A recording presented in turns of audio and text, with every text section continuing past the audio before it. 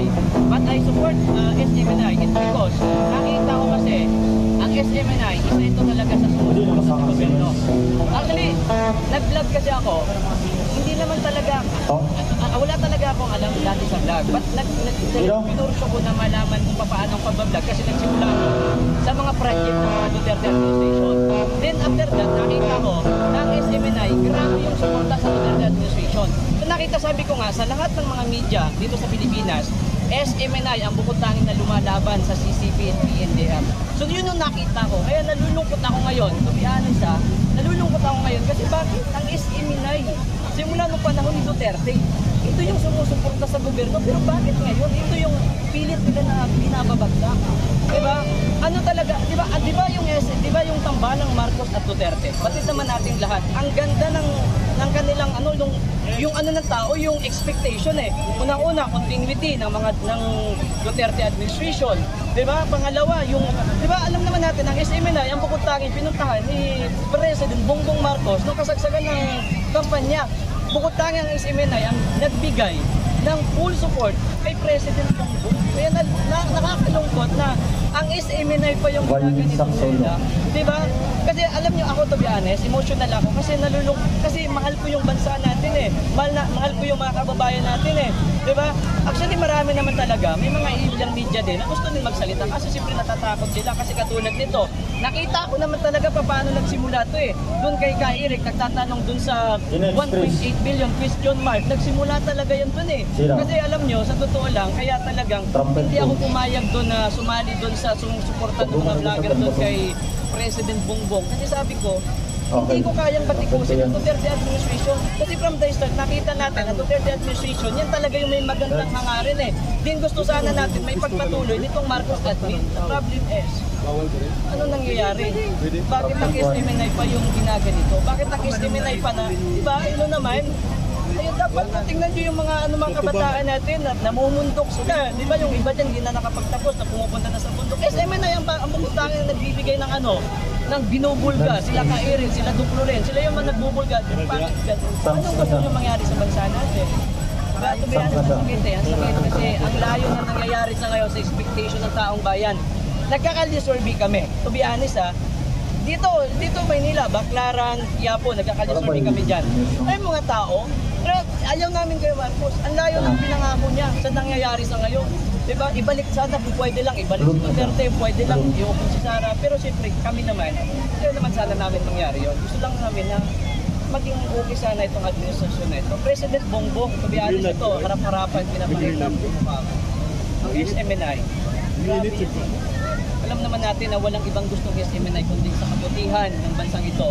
Sa kabutihan ng mga mamamayan. Alam naman natin, Dilawan, matagal na nakaupo yan Diba? Kaya to be honest, ayaw ko talaga.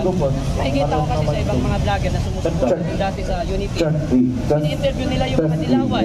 Diba? Tapos inaatake si Duterte. Yung mga kasama namin dati sa sa pag-cover sa Unity. Ngayon, binabanatan nila si Duterte, binabanatan nila si Sara. I-resign daw si Sara para matapos na daw ang gulo ng Unity. So, pangit yun. Diba kasi batid yun naman na talagang from the start, Duterte talaga at SMNI talaga may magandang hangarin sa bansa natin. Sir, with all that is, sa lahat ng mga nangyayari, sa lahat ng mga nabanggit niyo po, masasabi ko ba na sukulan na yung ginagawa ng gobyerno? Sa akin, oo. To be honest, oo. Sukulan na para sa akin. Kasi, ang nangyayari kasi dito, lumalakas ito nila yung yellow card. Just ayaw sana natin na mangyari yun. Kasi, ang tagal na nila nakaupo ang tagal na nila nakaupo. Pero wala naman talaga nangyari sa bansa natin. Yes, ang nangyayari sa ngayon, ini-interview nila yung hindi ako mag-draft ng pangalan, in-interview nila yung mga Dilawan. So yung mga Marcos, ako to be honest, ako totoo talaga, yung Marcos loyalist talaga. Masasabi mo isang tao Marcos loyalist, kung hindi nyo, kasi may mga supporters ako, may mga subscriber ako dati na mga Marcos loyalist. Sabi nila, ibubuto namin sa susunod na eleksyon. Yung mga yellow cards, hindi ko mapangalanan para daw makaganti sila sa mga Duterte. Tama ba yun? Diba Marcos loyalist na gusto mo ibalik ang yellow cards? Batid nyo naman kung ano nangyari sa bansa natin nung namuno sila. Diba? Sir, clarify ko lang. may mga Marcos supporters na bumabaliktad na sense. To be honest, as a vlogger, alam ko yan, meron talaga. Kasi matagal na ako nag-vlog, way back 2019 up to 2024 at sa ngayon, matagal na ako vlogger. So, meron talaga. To be honest, nung kasagsagan ng eleksyon, marami talaga kami mga supporters doon. Din mga taga-ibang bansa. May mga Marcos loyalists ako ngayon ng mga naging supporters. Mga supporters na sabi nila, ibubuto namin si ganito. Ayoko mag-mention ng name, pero ibubuto ko si ganito itong dilawan na to para makaganti kami sa mga Duterte. Tama ba yun? Marcos loyalist ka, ganyan mindset mo? Pero hindi naman gano'n. May mga Marcos loyalist na sinasabi nila, mas mapanik sila, kay Senador Amy Marcos. Ganun lang po. Opo, medyo masakit, nakakalungkot. Kaya ako gusto ko din talaga mailabas yung aking, kasi masakit eh. Puro lang sa vlog ko, gusto ko din nakita po ninyo kung ano talaga yun. Yun naman talagang reality. Nagka-calye survey kami, nung nagka-calye survey kami sa Baclaran. Kasi ikaw ng tao, ayaw nila. Yung iba tao takot magsalita kasi natatakot daw sila sa admin. Kasi admin na to. Oh. Kung may mensahe po kayo kay Pangulong Bongbong Marcos ngayon, ano po yun? Ako, to be honest, no, ibabalik ko yung ang ganda po ng expectation ng taong bayan. Kung may mensahe man po ako, sana naman magsalita na siya. Kasi may mga, di ba, mag-action ako talagang unity ko, talagang mahal niya talaga. No, yung unity, mahal niya talaga, gusto niya talaga na maging magandang bansa natin. Huwag naman din sanang ginaganito. Kasi yung SMNI talaga, simula talaga nung nag-vlog ako way back 2019 eh.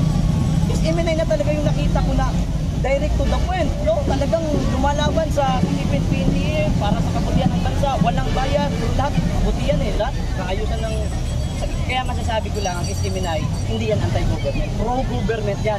Kaso nga lang ang nangyayari sa ngayon, nakikita natin, sabi ng iba, SMNI ang kontrabida sa admin na to. Sila ho ang gusto mangyari sa bulong sumianin, ang SMNI pro-government yan. Wala talaga, hindi. Paano magiging kontrabida ang SMNI? Ang SMNI walang gustong mangyari sa bansa natin bukod sa mapaganda po ang bansa po natin. Diba? From the start, way back 2019, na naputo ako, namulat ako, it's all about sa bansa natin, sa mga politiko, talagang nakita ko ang SMNI talaga. Ulit na sumusuporta. Marami dyan. Bakit naman natin ang eleksyon, diba? SMNI lang yung panay sama-sama kay President Marcos. SMNI ang nag-govern na talagang full. Ibang bayan. Kung nakita nyo, ayaw na pumunta ni President doon sa kabila eh. Kasi alam niya itatanong doon sa kanya. Yung ninakaw niya, yung utang, ganito. Diba? Yung mga ninakaw ng pamilya nila. Kaya ayaw pumunta ni Marcos doon sa mga ganun eh. Kasi alam naman natin kung gaano kabayas ang ibang media. Boss, para sa kapwa niyo po, vlogger, kung nakita niyo po yung video ni Barsaga, alright? sinabi na Ang lahat po na nasa mga ilalim ng puno, yung mga kasamahan po natin, pumunta na po tayo dito sa center, dito po sa mga upuan po natin. Dahil ilang minuto na lang po ay magsisimula na ang ating laban kasama ang Bayan Prayer Rally. Ang lahat ng excited, itaas ang kamay at ipalakpak! Kaya yung mga nasa nandun pa sa gilid ng Liwasang Bonifacio sa ilalim ng mga puno, marami nakapanood. pumasok na po tayo dito at magsisimula na po sa mga ilang sandali ang ating prayer rally. Huwag kayong matuwa. Ang lahat na ba ay may dito? Kasi nandito kami para sa katotohanan. Lahat may dito na. Gusto namin marinig ang inyong mga pito. Thank you. Salamat po. Thank you, sir. Thank you. Yan. Kabataan. In fact, ang mga kabataan natin ngayon nalululong sa bisyo at lalong-lalo na sa droga. Bakit? Kasi si BBM hindi niya napagpatuloy ang magandang administrasyon ni Duterte, lalong-lalo na sa war on drugs. At isa pa, bakit gusto ko na mag-resign siya? Sa panahon na kailangan siya ng mga Pilipino nung nagkaroon ng bagyo sa Mindanao, nasaan si BBM? Diba? Nasa Coldplay concert. Kaya ito'y sinusulong ka talaga na mag-resign talaga si BBM. Bakit gusto mo sa maliban doon? Ano pang panawagan mo sa kanya pagdating sa lalalas, pag-edukasyon, marami namang may iba naman kasi ginagawa sila. Ano pa yung nakikita mo talagang may mga lapses? So far, no, nakikita ko talaga na magaling lang si BBM magsalita. Oo lang siya salita pero wala ko nakikita na gawa. Lalong-lalo na yung pinangako niya sa Pilipino na 20 pesos na kilo ng bigas. Hanggang ngayon wala. Kawawa ang mga mahihirap, kawawa ang mga Pilipino na nagugutom, lalo na yung mga nasa laylayan. Kaya wala nang dahilan para magtagal pa sa BBM bilang presidente. Okay. Ma'am, your name na lang po. By the way, my name is Angela Manzanero. Thank you. Ang lahat ng fans at saka yung mga bangko. Marami nagsabi na gusto para sa SBA, basura sa ano, ito para sa anong red? Lahat ng red flags kasi very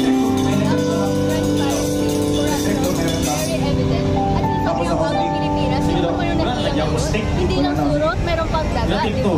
Makikita talaga natin na pagbabago na sana tutuloy na ginawa ni Pangulong Duterte. Hindi. Yung bagong Pilipinas na ginagawa niya ngayon, hindi kami natutuwa sa ginagawa niya ngayon kasi kitang-kita at evident ngayon na nandito tayo ngayon ang pagsusupil sa malayang pamamahayag. Ang nangyayari ngayon, silent martial law eh. Kasi kung hindi in favor sa kanila, di ba? Parang tahimikin talaga nila, lalo-lalo na ang SMNI. Kitang-kita ng lahat yan. At ang pananatiling tahimik ng Pangulo, despite sa nangyayari ngayon. Super ba ma'am, may nakita ka din programa, may narinig ka bang programa para sa mga kabataan under his term? Wala. Yan ang pinagkaiba niya kay Pangulong Duterte. Si Pangulong Duterte, talaga makikita mo yung love sa kabataan, di ba? Na gusto ni Pangulong Duterte na maayos yung future ng kabataan. In fact, yung plantok ang ginawa pa rin ng Pangulong Duterte kahit na maririsk talaga yung image ng Pangulo. Despite sa mga paninira sa kanya. Ang Pangulong Marcos ngayon, Mr. Marcos, nagkaroon tayo ng bangat na presidente. Walang maayos na drug test, or walang transparency talaga sa Pangulo ngayon. So ibig sabihin parang nabudol ka rin ba? Tama na sa mambubudol, sa mga kawalang hiyaan, last na to, never again, mas masahon pa siya sa Marcos Sr. Ang akala natin, pagbabago, nabudol pala tayo ng isang Marcos. Meron sa'yo, Ano panawagan mo? Mag-resign ka na, Pangulong Marcos. Hindi ka karapat dapat maging Pangulo. Ano name niyo po? Pero, Okay, thank you ma'am. Wala po talagang hindi maayos yung yung pamamahala ni BBM. Alam niyo bakit? Kasi nga puro pangako lang. Makita naman natin nung pagsimula nung kampanya nila, di ba? Puro pangako lang sinasabi. Katulad ng mga nangyari ngayon, lalong-lalo na sa sinasabi niya. Kung halimbawa lang natin yung sinabi niya sa presyo ng bigas. Sinabi niya noon, di ba? Yeah. Pag ako ang namuno sa Pilipinas, yung presyo ng bigas magiging 20 pesos. Sana ang presyo ng bigas ngayon hanggang umaabot na ng 62 to 70. Yun din ang yun din ang nirereklamo ng mga taong bayan ngayon. Sa halos mga taong bayan nagrereklamo kung saan na. Kasi wala simula wala hanggang salita lang ng presidente ngayon ng Marcos. Pero kahit ganun ba, may nakita pa rin yung magandang ginawa ni Siguro kung sabihin natin may nakita akong magandang nagawa, para sa akin parang wala. Kasi ikumpara mo naman, kasi nakita mo na nung nakaraang administrasyon ni Duterte. So maihambing mo kasi nung sa panahon ni Duterte makita natin maganda talaga yung pamumuno niya. Kaya kung ikumpara, kung sabihin natin may magandang nagawa si Presidente Bongbong Marcos ngayon, para sa akin parang wala talaga, hindi parang wala talaga. Kasi nga nakita ko na kung gaano kaganda ang nakaraang administrasyon. So ano panawagan mo bilang isang Filipino citizen? So bilang isang Pilipino, sa mga kababayan po, bilang isang Pilipino, hinihimo ko na pinatawagan ko rin po kayo na makiisa sa laban natin na ipatalsik talaga natin, mga kapatid, mga kababayan, ang si Presidente Bongbong Marcos, sapagkat wala po talaga kung siya pa rin ang makaupo dyan sa pwesto dyan sa Malacanang. Yung Pilipinas, hindi po tayo tataas. Lulubog at babagsak po ang Pilipinas. Sir, pangalan niyo po? Yun po, ako si John Bulangin.